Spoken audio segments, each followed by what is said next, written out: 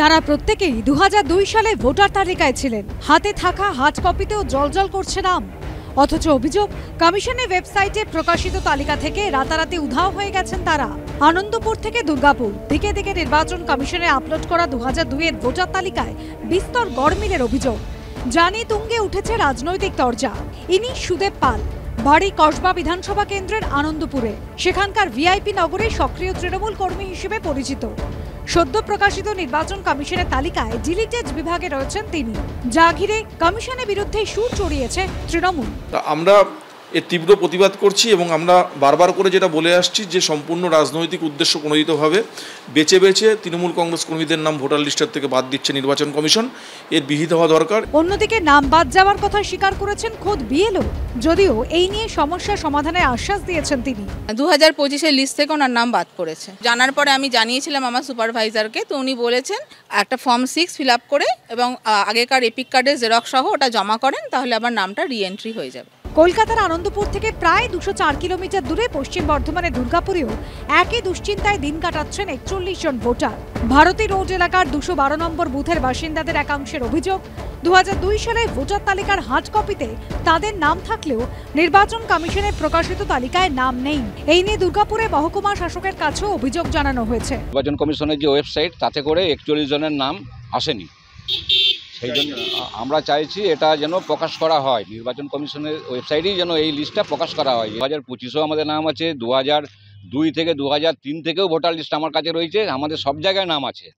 যতগুলো নির্বাচনে আমরা সমস্ত অংশগ্রহণ করেছি, আমরা ভোট দিয়েছি, আমরা বৈধ ভোটার। কোনো নাগরিকের নাম থাকে তাহলে তাকে দুটো কপি ফটো এবং তার ছেলে মেয়েদের আর কিছু লাগবে না, তাদের একটা ডকুমেন্টস দিয়ে তাদের করলেই নাম উঠে যাবে। কিন্তু বাস্তব ক্ষেত্রে আমরা সমস্যার মধ্যে রয়েছি, আমরা আতঙ্কিত রয়েছি, আমাদের খাওয়া দাওয়া পর্যন্ত হচ্ছে না। যে এলাকার ঘটনা সেই ভারতী রোড দুর্গাপুর বিধানসভা কেন্দ্রের অন্তর্গত। সেখানকার বিধায়ক পঞ্চায়েত মন্ত্রী প্রদীপ মজুমদার। প্রশ্ন হচ্ছে যে এই ধরনের চক্রান্ত করে মানুষকে বিভ্রান্ত করে তাদের যে হয়রানি হচ্ছে, তার তো একটা প্রতিকার চাই। এটা তো ঘোর চক্রান্ত। এ তো ওরা দেখছেন, ওদের তত্ত্বাবধানে, ওদের নিরীক্ষণে এই তালিকা তৈরি হয়েছে। ভয় দেখিয়ে, কখনো মিথ্যা কথা বলে, কখনো বিভ্রান্ত করে, কখনো চক্রান্ত দেখিয়ে পরে মানুষকে বোঝার চেষ্টা করছেন। যদিও এ প্রসঙ্গে শীঘ্রই সমাধানে আশ্বাস দিয়েছে প্রশাসন। বিএলও ওদের বাড়িতে যাবেন এবং যে ফর্ম তো অলরেডি ওনারা পেয়েছেন, ওনারা সাবমিশনও করবেন, কিন্তু তারপর তারা মেবি তাদের নাম হেয়ারিংয়ের জন্য ডাকা হবে এবং তখন তো ওই ভোটার লিস্টের পাতাটা এবং সাপোর্টিং যে ডকুমেন্ট আছে 13টি ডকুমেন্ট, সেটা নিয়ে গেলে কিন্তু খুব সহজেই তাদের নাম থাকবে। ওনাদের কোনো চিন্তার আলাদা করে কোনো কারণ নেই। এখন তালিকা সংক্রান্ত এই সমস্যা কবে দূর হয় সেটাই দেখার। অর্ণব মুখোপাধ্যায় ও মনোজ বন্দ্যোপাধ্যায়ের রিপোর্ট, এবিপি আনন্দ। বিধানসভা ভোটের আগে রাজ্যে জোর কদমে চলছে এনুমারেশন পর্ব। বাড়ি বাড়ি ফর্ম নিয়ে পৌঁছে যাচ্ছেন বুথ লেভেল অফিসার বা বিএলওরা। এই পরিস্থিতিতে এবার অফলাইনের পাশাপাশি অনলাইনেও এনুমারেশন ফর্ম পূরণ করার জন্য পোর্টাল এবং বিশেষ অ্যাপ খুলে দিল নির্বাচন কমিশন। ফলে এখন থেকে যে কোনো ভোটার অনলাইনেই এনুমারেশন ফর্ম পূরণ করতে পারবেন। বাড়ি বাড়ি ইতিমধ্যে এনুমারেশন ফর্ম সেটা কিন্তু বিলি করার কাজ শুরু হয়েছে। তারই সঙ্গে নির্বাচন কমিশন যেটা সিদ্ধান্ত নিয়েছে এবং সেটা হচ্ছে এই এনুমারেশন ফর্ম সেটা অনলাইনেও সাবমিট করা যাবে। কিন্তু অনেকেই নানা রকম প্রশ্ন রয়েছে এবং যে কিভাবে এই ফর্মটা সাবমিট হবে।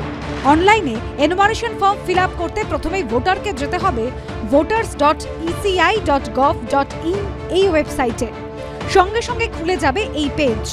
এখানে ভোটারকে নিজে লগ ইন করতে হবে, দিতে হবে এপিক নম্বর, রেজিস্টার্ড মোবাইল নাম্বার এবং রেজিস্টার্ড ইমেল আইডি। এবার ক্যাপচা পূরণ করে ক্লিক করবেন রিকোয়েস্ট ওটিপিতে। এরপর আপনার মোবাইলে আসা 6 সংখ্যার ওটিপি দিয়ে ভেরিফাই করে লগ ইন প্রক্রিয়া সম্পন্ন করবেন। মোটামুটিভাবে যেটা তিনি ব্যবহার করেন একজন ভোটার, এবং যদি সেটা ভোটার কার্ডের সঙ্গে লিঙ্কড হয়ে থাকে তাহলে খুব ভালো হয়, না হলেও তিনি তার রেজিস্টার্ড যে মোবাইল কোনো একটা সেটা দেবেন। লগ ইন হয়ে যাওয়ার পর আপনার সামনে খুলবে একটি নতুন পেজ, যেখানে সার্ভিস মেনুর মধ্যেই রয়েছে স্পেশাল ইন্টেন্সিভ রিভিশন বা এসআইআর 2026। সেখানে ক্লিক করলে আপনাকে বলা হবে নিজের রাজ্য বেছে নেওয়ার জন্য। পশ্চিমবঙ্গ সিলেক্ট করার পর আপনাকে দিতে হবে ভোটার কার্ডের নম্বর বা এপিক। তথ্য দেওয়ার পর আপনার এপিক নম্বর, নির্বাচনী ক্ষেত্র, বিএলওর নাম, ফোন নাম্বার সহ যাবতীয় তথ্য বেরিয়ে আসবে। তবে মাথায় রাখতে হবে একটা জিনিস, আধারেতে যে নামটা যে বানানেতে আছে সেই নাম সেই বানানেতেই যেন আধার এবং এপিক এই দুটোতেই থাকে। এখানে আপনার মোবাইল নম্বর দিয়ে ফের একবার সেন্ড ওটিপিতে ক্লিক করতে হবে। এবার যদি আপনার ভোটার কার্ডের সঙ্গে মোবাইল নাম্বার লিঙ্কড থাকে সেক্ষেত্রে আপনাকে নিয়ে যাবে সরাসরি এনুমারেশন ফর্মের পেজে, না হলে আপনাকে এই মেসেজ দেখাবে। এক্ষেত্রে আপনাকে ক্লিক হিয়ার অপশনে যেতে হবে। যদি এমন হয় যে new enumeration form fill up করার সময় আপনার মোবাইল নাম্বারটি লিঙ্ক করা নেই, তাহলেও একটা নির্বাচন কমিশন খুব সহজ একটা উপায় করে দিয়েছে। সেখানে নিচেতেই একটা ক্লিক হিয়ার অপশান দেখবেন, একেবারে স্ক্রোল ডাউন করে নিচের অংশে গিয়ে, এবং সেই সূত্রে আপনি ফর্ম 8 ফিল আপ করবেন। ফিল আপ করলে আপনার অটোমেটিক্যালি আবার লিঙ্কড হয়ে যাচ্ছে আপনার এপিকের সঙ্গে আপনার মোবাইল নাম্বার। একবার এপিকের সঙ্গে মোবাইল নাম্বার লিঙ্কড হয়ে গেলেই এনুমারেশন ফর্ম খুলে যাবে ভোটারের সামনে। অনলাইনে একটা মানে একটা ইনএফেক্টিভ মেকানিজম করেছে। অনলাইনে তো আপনার যদি আধার কার্ডের সঙ্গে মোবাইল নাম্বার থাকে তবে হবে, সে তো নেই কারো। এই সিস্টেমটাতেই তো করেনি আগে, হ্যাঁ লোকে আতঙ্কিত। এপিক কার্ডের সঙ্গে যদি মোবাইল নাম্বার যাদের ছিল তারা অনলাইনে করতে পারবে, এই সিস্টেমটাই ছিল না। আমারই এপিক কার্ডের সঙ্গে মোবাইল নাম্বার নেয়নি কখনো, এখন নতুন করে তুমি এসে বলছো, তা কি করে হবে? এসআইআর একটা স্বাভাবিক প্রক্রিয়া, একটি সাংবিধানিক সংস্থা ভারতের নির্বাচন কমিশন এসআইআর করছে। 12টি রাজ্যে একসঙ্গে এসআইআর চলছে। কোথাও যদি কোনো বিচ্যুতি থাকে, কোথাও যদি কারোর কোনো প্রশ্ন থাকে, তার জন্য কমিশনের দরজাও যেরকম খোলা, সুপ্রিম কোর্টের দরজাও সেরকম খোলা। এদিকে তৃণমূল বিজেপিকে একযোগে খোঁচা দিয়েছে সিপিএম। সব ঝামেলা হচ্ছে মোদির সঙ্গে মমতার লিঙ্কের জন্য। বিজেপি আর তৃণমূলের লিঙ্ক আছে, এবার এখন বলছে প্যান কার্ডের সঙ্গে লিঙ্ক করো, ব্যাংকের সঙ্গে লিঙ্ক করো, সবাইকে লিঙ্ক করো। আমরা পরিষ্কার কথা বলতে যাই, ভোটার লিস্টে নাম তোলা শোধরানোর দায়িত্ব হচ্ছে সরকারের, ইলেকশন কমিশনারের। সেখানে দাঁড়িয়ে মানুষকে কেন ব্যতিব্যস্ত করা হচ্ছে? এর আগে ভোট হয়নি, এর আগে ভোটার লিস্ট হয়নি, তাহলে আগে তো এরকম ছিল না। এই বিজেপি তৃণমূলের এত মাতব্বরি বেড়ে যেটা হয়েছে, সাধারণ মানুষের সমস্যা আরও বেড়ে গেছে। বাড়ি বাড়ি গিয়ে বিএলওরা যে এনুমারেশন ফর্ম বিলি করছেন তাতে ভোটারকে নিজের রঙিন পাসপোর্ট সাইজের ছবি লাগাতে হচ্ছে।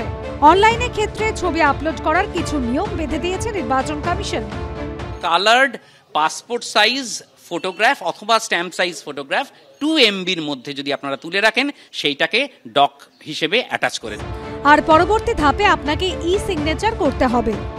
পার্থপ্রতিম ঘোষ, সৌরভ বন্দ্যোপাধ্যায় এবং দীপক ঘোষের রিপোর্ট, এবিপি আনন্দ।